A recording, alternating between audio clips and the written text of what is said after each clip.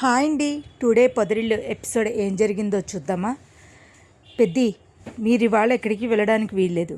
ఏంటమ్మా? ఒరే, అసలు నువ్వు నాకు ముందు చెప్పు. నేను ఐస్ క్రీమ్ తీసుకొస్తే ఎందుకు తీసుకోలేదు అంటే, అది కాదు పెద్ది, అదేం లేదు అని అనేసరికి ఈ లోపల మహాలక్ష్మికి పెళ్లి కూతురు ఫోన్ చేసింది. అక్కడ మాధవ్ గారు ఉన్నారండి, నేను ఫోన్ చేస్తే తీయట్లేదండి. ఇక్కడే ఉన్నారండి అని చెప్పేసి ఇస్తుంది. అతే తన ఫోన్ మాట్లాడుకోవడానికి వెళ్తాడు పెద్ది. ఈ లోపల మహాలక్ష్మి, ఒరే ఏంట్రా అలా ఉన్నావు అంటే, అదేం లేదు వదిన, అలా ఉండకురా అని అనేసరికి, అది కాదు వదిన అంటే, అదేం చూద్దాం అసలు ఏం మాట్లాడుతున్నారు పెద్ది అని చెప్పేసి వెళ్తారు. ఇంతకీ అయ్యయ్యో, ఇంతకీ అసలు విషయం చెప్పేస్తుందేమో ఆవిడ అని చెప్పేసి అందరూ వెళ్తారు. వెళ్తే నవ్వుతూ మాట్లాడితే, పోనీలే ఆ అమ్మాయి చెప్పుండదు, అంతవరకు ఏదో విధంగా గట్టెక్కేస్తే చాలులే అని అనుకుంటూ ఉంటారు మన మహాలక్ష్మి, చక్రి, మాధవ, చిన్న అనుకుంటూ. ఈ లోపల మన నారాయణరావు వంకాయ కూర తినేసి ఏంటి ఎక్కడికి వెళ్ళిపోతున్నారు ఏంటి అంటే, ఏం లేదు. ఎందుకు అలా భయపడుతున్నారు చెప్పాలి కదా నాకు. ఏం లేదని చెప్పానా? వాళ్ళు మర్చిపోయిన ఏంటి అంత కంగారుగా తిరుగుతున్నా? అది కాదు వదిన, ఏంట్రా? ఏం లేదు, పెళ్ళోళ్ళు సాయంత్రం వస్తానన్నారు కదా, ఇప్పుడే వస్తున్నారట, మరి ఇప్పుడు ఎలా పరిస్థితి చిన్న అని అనేసరికి, ఏంటి కంగారు పడుతున్నావు? ఏం లేదు, పెళ్ళోళ్ళు ఇప్పుడే వచ్చేస్తున్నారట, అందుకనే వదిన కంగారు పడుతుంది. మీరు హాట్ స్వీట్ తీసుకొచ్చారా? స్వీట్ తీసుకొచ్చారా అంటే, నేను హాట్ కూడా తీసుకొచ్చాను, సాయంత్రం మీకు మంచింట్లోనా అంటూ ఉంటాడు. ఈ లోపల మన చక్రి క్యాబ్ డ్రైవర్గా ఉంటాడు. మేడం ఏంటి బాగున్నారు, ఏంటి చక్రి ఈ మధ్యన రావట్లేదు అంటూ ఉంటాడు. అదేం లేదు మేడం, పెళ్లి చేసుకున్నాను, ఇలాగా మా వైఫ్కి సర్టిఫికెట్లు ఏమీ రావట్లేదు, సర్టిఫికెట్లు ఇలా పోయినాయి అంటే, నన్ను ఒకసారి యూనివర్సిటీకి తీసుకురా, తన్ని చూద్దాం అంటాడు. ఈ లోపల పెళ్ళోళ్ళు వచ్చేస్తున్నారని కంగారులో మాధవ వస్తాడో లేదో అని కంగారు పడుతూ ఉన్నారు.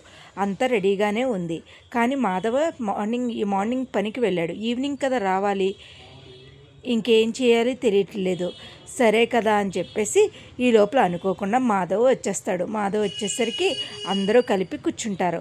అందరూ కలిపి మాట్లాడుకుంటూ ఉంటే, ఏంట్రా ఏం మాట్లాడుతున్నారు అని చెప్పేసి, ఏం లేదన్నా, ఇవాళ పెళ్ళోళ్ళు వస్తున్నారట, అందుకనే నువ్వు బాగా రెడీ అవరా అని చెప్పేసి వాళ్ళ నాన్న కూడా చెప్తాడు.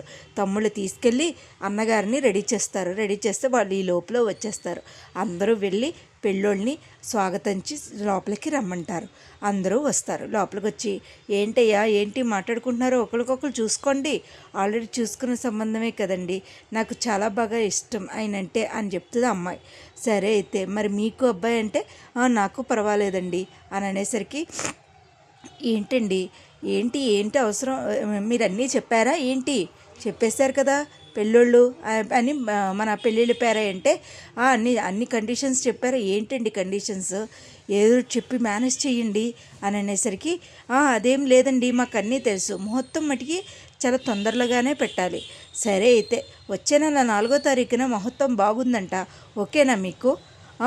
ఓకే, ఎంతసేపు మా అన్నయ్య పెళ్ళి ధూమ్ధామ్ చేసి పడేస్తావు అంటూ చక్రి శబ్దాలు ఇస్తాడు.